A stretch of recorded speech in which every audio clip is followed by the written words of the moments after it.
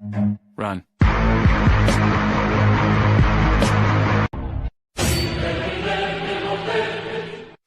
Assalamualaikum warahmatullahi wabarakatuh. Hai sahabat YouTube, dalam hidup ini kita sering mendapatkan kehidupan yang tidak kita inginkan, namun semua itu hanyalah perjalanan hidup yang harus kita hadapi dengan penuh keikhlasan, karena setiap hal yang terjadi dalam hidup kita adalah ujian dari Yang Maha Kuasa untuk menguji keimanan kita. Dari kisah hidup yang saya alami selama 8 tahun sebelumnya, saya merasa dizolimi. Suatu hari saya sholat tahajud dan mencurahkan semua keluh kesah saya kepada Allah. Beberapa hari setelahnya, saya searching di Google tentang zikir Asmaul Husna dan manfaatnya. Akhirnya saya menemukan apa yang saya cari, yaitu zikir untuk orang yang merasa terzolimi. Zikir Asmaul Husna ini akan membuat musuh tertunduk dan mudah rezeki untuk yang selalu berzikir. Al-Jabaru. Zikir Al-Jabaru ini bermakna, Allah Maha Gagah, Perkasa dan Dialah yang Maha Berkehendak dan Maha Kuat memaksakan kehendaknya kepada siapapun. Tidak ada satu kekuatan pun yang dapat menentang dan mencegah kehendaknya. Segala sesuatu di alam semesta ini tunduk pada kehendak dan aturannya.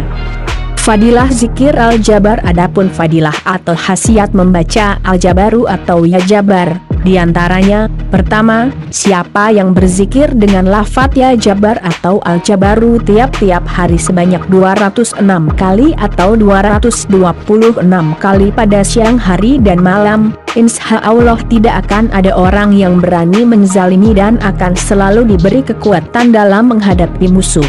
Kedua, menundukkan hati musuh dengan membiasakan mewiridkan Ya Jabar. Dalam hal ini bacalah Ya Jabar sebanyak 300, 500 atau 700 kali setiap hari. Niscaya Anda akan terhindar dari kejahatan orang tersebut. Seseorang akan terpelihara dari ancaman orang yang bermaksud jahat, seperti orang yang dengki, dendam, benci, atau penjahat yang berniat merampok atau menganiaya diri Anda.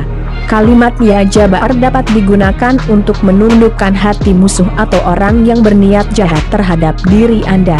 Dalam persaingan bisnis, karir dewasa ini kadangkala seseorang tidak segan untuk mencelakakan atau membunuh pesaingnya dengan berbagai cara. Mulai dari menyewa pembunuh bayaran, melakukan sendiri atau menggunakan ilmu hitam seperti sihir dan santet. Jika Anda merasa khawatir terhadap ancaman kejahatan dari pesaing, lawan, atau orang yang bermaksud mencelakakan Anda. Ketiga, terhindar dari keberingasan orang yang zalim. Insya Allah dengan mewiridkan Ya Jabar minimal 100 kali setiap selesai salat, Anda akan terpelihara dari perbuatan orang zalim sebagaimana sering kita baca dan lihat pada media cetak maupun elektronik tersebut. Kalau kita amati berita di media cetak maupun elektronik, TV, dewasa ini, setiap hari kita selalu dijejali dengan berita kejadian kriminal yang menimpa orang di mana saja. Berita tentang perampokan, pembunuhan, pemerkosaan, selalu menghiasi berita utama pada media cetak maupun elektronik. Banyak peristiwa kejahatan yang sulit kita pahami menimpa orang tertentu. Ada pembunuhan di berbagai tempat baik di kompleks perumahan elit atau bahkan di tengah keramaian seperti pasar, pertokoan maupun perkantoran. Dalam pembahasan yang lainnya juga disebutkan barang siapa yang berzikir Ya Jabar setiap hari sebanyak 206 kali atau 226 kali pada pagi dan petang, insya Allah tidak akan boleh orang berlaku zalim dan Allah SWT akan membalas orang zalim itu siksa baginya. Keempat, dalam redaksi yang lain disebutkan, apabila Ya Jabar dizikirkan sebanyak 226 kali pagi dan petang, semua musuh akan menjadi tunduk dan patuh dengan izin Allah. Siapa menyebut Ya Jabar berulang kali, insya Allah dirinya tidak akan berbuat sesuatu yang ditegah. Siapa menyebut Ya Jabar 226 kali, terselamat daripada dizalimi, bahaya, kesukaran, maupun kekerasan. Semoga zikir ini dapat kita amalkan walaupun tanpa mengharapkan terrealisasinya fadilah yang disebutkan di atas tentu saja akan menjadikannya juga sebagai ibadah.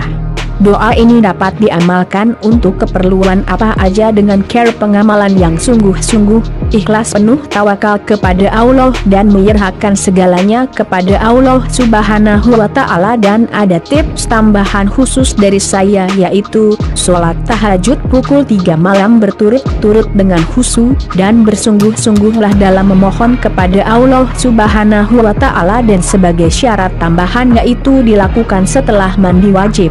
Kemudian siapkan air secukupnya untuk membasuh tubuh Anda.